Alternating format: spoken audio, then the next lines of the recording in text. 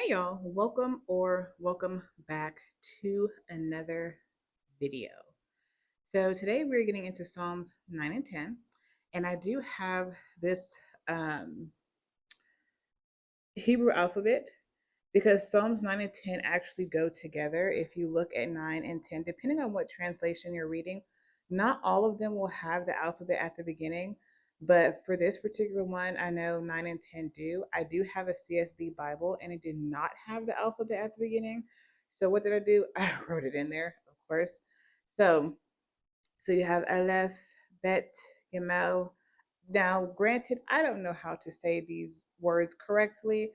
That's not the point. We're going to be using this here pictograph, and I do have some washi tape here where I keep this taped in. And just FYI, in chapters 24, yes, 20, no, 25 also has the alphabet, and I have it taped in here, as well as chapter 27. Maybe it's not 27. I think it's 34. Yes, 34. And I have another one taped in here. And then chapter 37, also have it taped in here. And then the last time that it has the alphabet is in chapter 119, which is the longest psalm. And I have the alphabet taped in here so that whenever I get there, I can have it there to use as reference because each of the alphabet has a little pictograph and it has a meaning.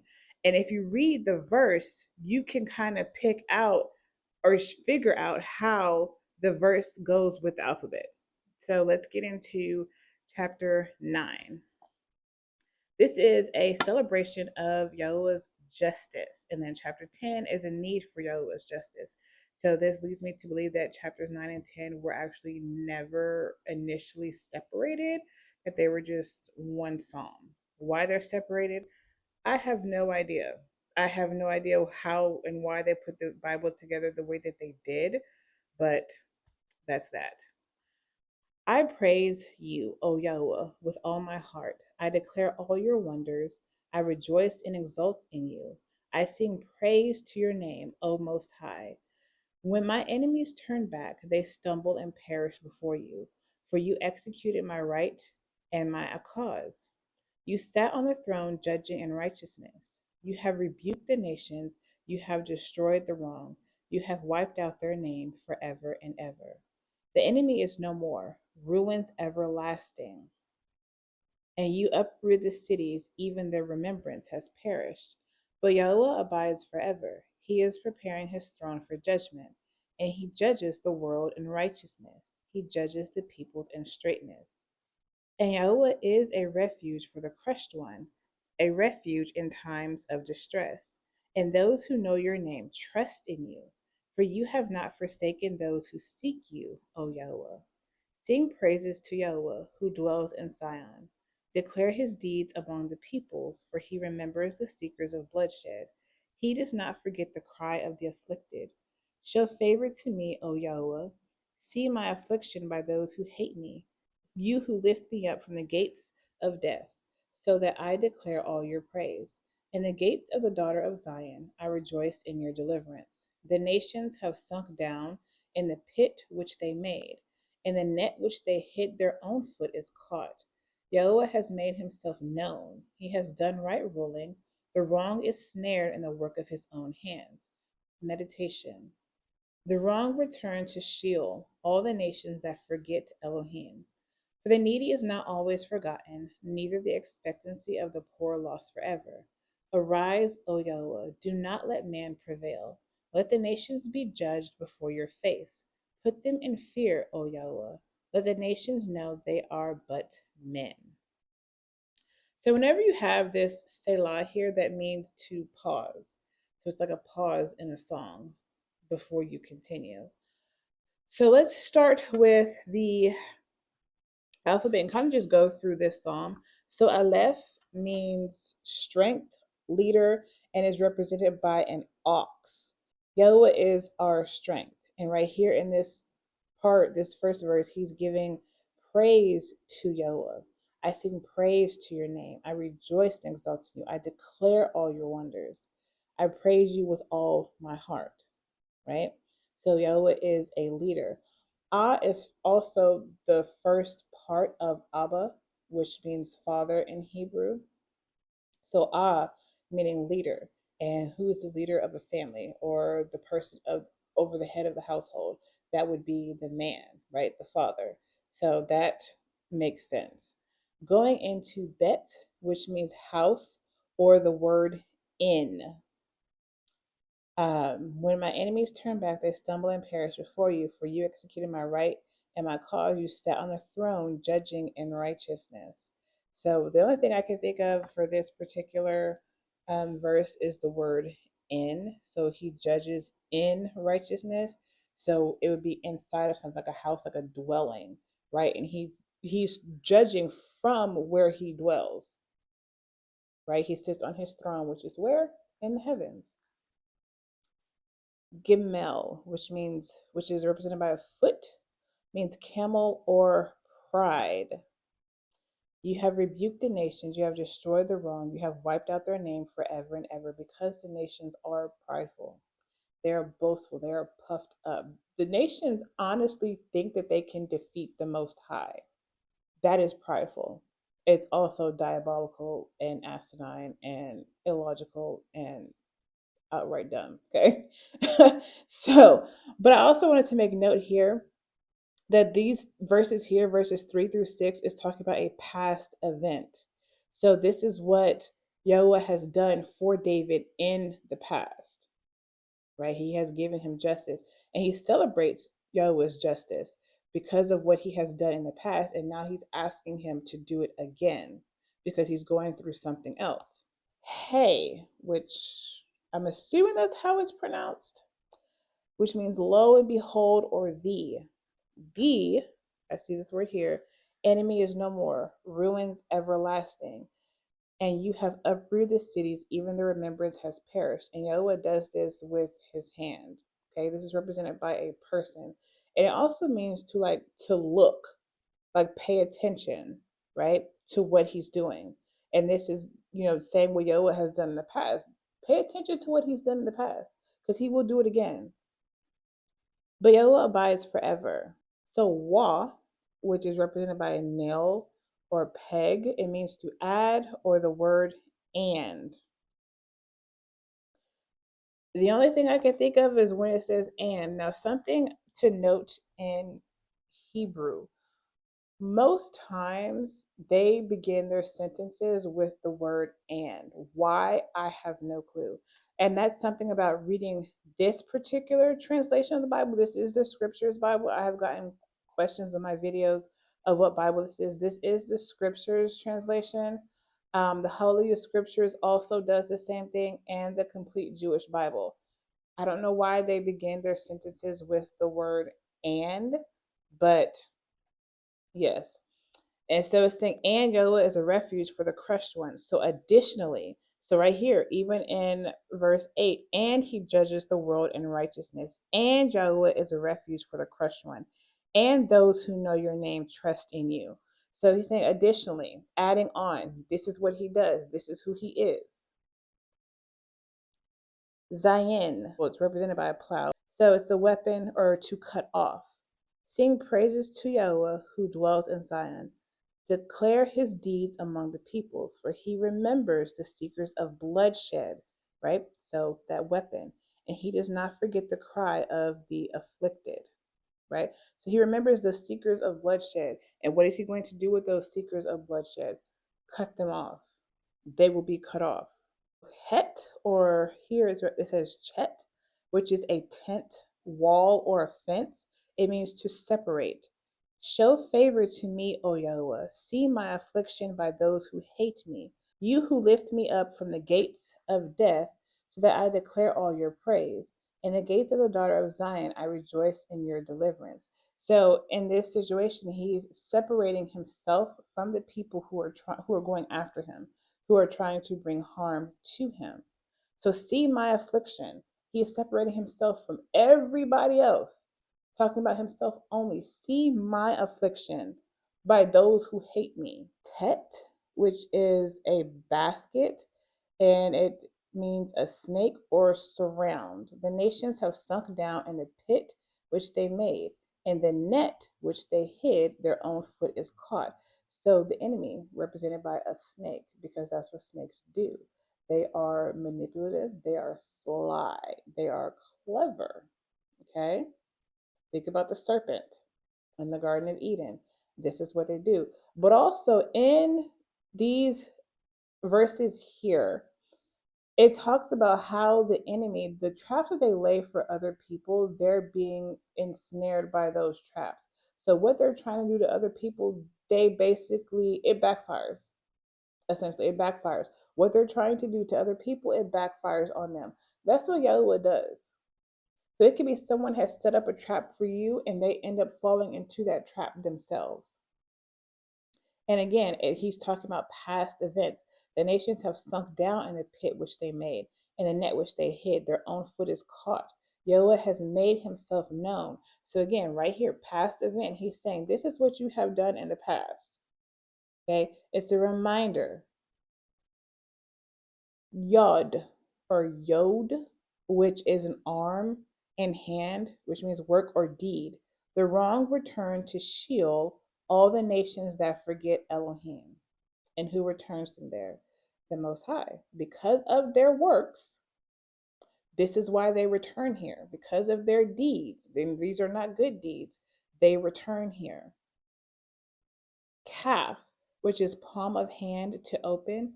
For the needy is not always forgotten, neither the expectancy of the poor lost forever. So Yahweh holds out his hand and he provides, he gives provision. And it's like, as you go through and you have this handy, you see how these verses go along with the alphabet. And it makes sense. And it also provides a much deeper meaning than you think it does, right? Arise, O Yahweh, do not let man prevail. Let the nations be judged before your face.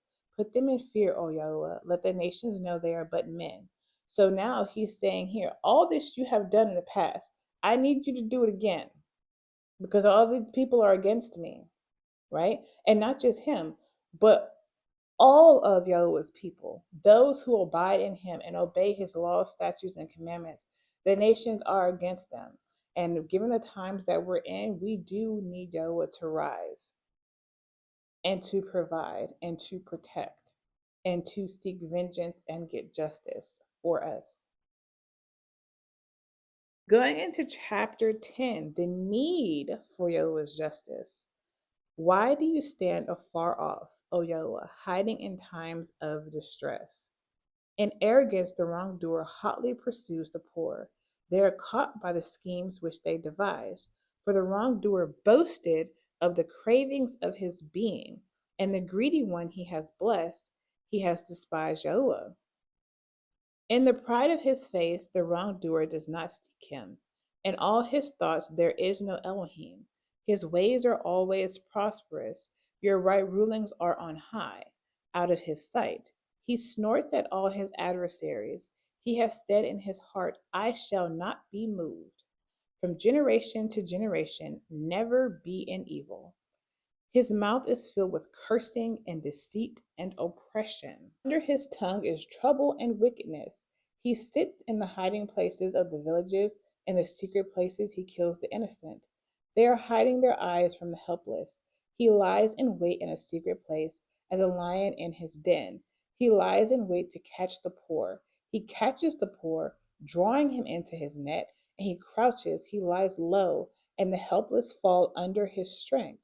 He has said in his heart, El has forgotten, he has concealed his face, he shall never see. Arise, O Yahweh, O El, lift up your hand. Do not forget the lowly ones. Why do the wrong scorn Elohim, who has said in his heart, it is not required? You have seen it, for you observe trouble and grief. To repay with your hand, the poor commits himself to you. You are the helper of the fatherless. Break the arm of the wrong one and the evil one. Search out his wrongness that would not be found out. Yahweh is sovereign forever and ever. The nations shall perish from his land. Yahweh, you have heard the desire of the lowly ones. You prepare their heart, you incline your ear to defend the fatherless and the downtrodden, so that man who is of the earth no longer oppresses. Something to note is that chapter 9 is the first 11 letters. So, 1, 2, 3, 4, 5, 6, 7, 8, 9, 10, 11. So 11, because there's 22 letters in the Hebrew alphabet. And chapter 10 is the other 11. So lamed, which is a staff or goad, means to control or toward, right? Why do you stand afar off, O Yahweh, hiding in times of distress? So nowhere near me. But the thing is, also, in times of distress, it may seem like Yahweh is far. And it may seem like you are that sheep who the shepherd has like lost and is not looking for. It may feel like that, right? But no, that is not what is happening. What Yahweh is waiting for is for you to wait on him and to trust in him that he will come and he will avenge what has happened to you. A lot of what David says in the Psalms, and it's like over and over, is wait and trust. We have a problem with waiting. We are a very impatient society, always wanting that instant gratification. We don't want to wait. We want things to happen or be resolved expeditiously because of the distress and the discomfort that it's causing us. But we have to wait and we have to trust. In arrogance, the wrongdoer hotly pursues the poor, and it talks about all that the wrongdoer does, right?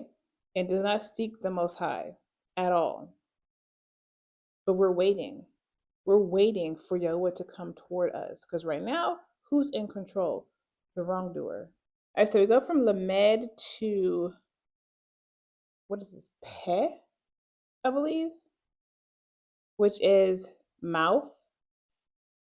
Yes, so his mouth right here. His mouth, word, speak. His mouth is filled with cursing and deceit and oppression, talking still about the wrongdoer, right? So it does skip these three here, mem, nun, semek. It does skip those. I'm not sure why, but then it goes over to the next page and it goes to ayin, ayin or I. They're hiding their eyes from the helpless, right? They're being blind, intentionally blind to it all. They don't see them. They pretend they don't see them. They pretend they're not there. They pretend that there's nobody that needs help. There's nobody that's poor. And that is what you see a lot of the time when Yosha was healing people in the New Testament, and how the other people would tell them to be quiet, stop making all that noise, especially the blind man. And the man who was also trying to get into the pool, they were like, be quiet, stop crying out. And what would happen? They would get louder. The people would get louder. The helpless would get louder. But the thing is, that's what they do. They're hiding their eyes from the helpless. They don't want to help them. They feel like the helpless are beneath them. But what happened? Yahweh is close to the brokenhearted. And that would be the people who are helpless. Cough. So it does skip this one too. I don't know how to pronounce that. Sadi, Said. But Kaf means sun on horizon or behind, and that's kind of like the picture here. So arise, O Yahweh, O El, lift up your hand. Do not forget the lowly ones. So yes, arise, because what does the sun do? It rises. Resh means head. Resh is a head, so it's depicted by that. It means person or first. You have seen it, for you observe trouble and grief. To repay with your hand, the poor commits himself to you. You are the helper of the fatherless. So he would be the head. He is above us. He is the head. I think it was in Paul's letter when he was talking about kind of the hierarchy. So it's the most high, and then it's Yosha, then the husband, then the wife, then the children. So Yahweh is the head. Shin, which means to eat, consume, or destroy. So I believe this is supposed to represent like teeth. or maybe like a fork. I'm not 100% sure. But break the arm of the wrong one and the evil one. Search out his wrongness that would not be found. Yahweh is sovereign forever and ever. The nations shall perish from his hand. So the nations perishing, they would be destroyed. And then the last one, Tal or Tav, which is a mark, sign, or covenant and is depicted by the cross. Yahweh, you have heard the desire of the lowly ones. You prepare their heart, you incline their ear. So give them a sign by preparing and inclining to defend the fatherless and the downtrodden. That is preparation. So that is his promise. That's what he will do, defend the fatherless and the downtrodden. Again, Yahweh is close to the brokenhearted. So that man is of the earth no longer oppresses. So man can no longer oppress those who are fatherless and downtrodden. And that is one of Yahweh's commands, was to take care of the widows, the fatherless, and the poor, or the sojourners, the travelers, to take care of them, those who are lowly. And so that's what he's talking about here. So this is a very helpful tool when getting into these Psalms that have the alphabet.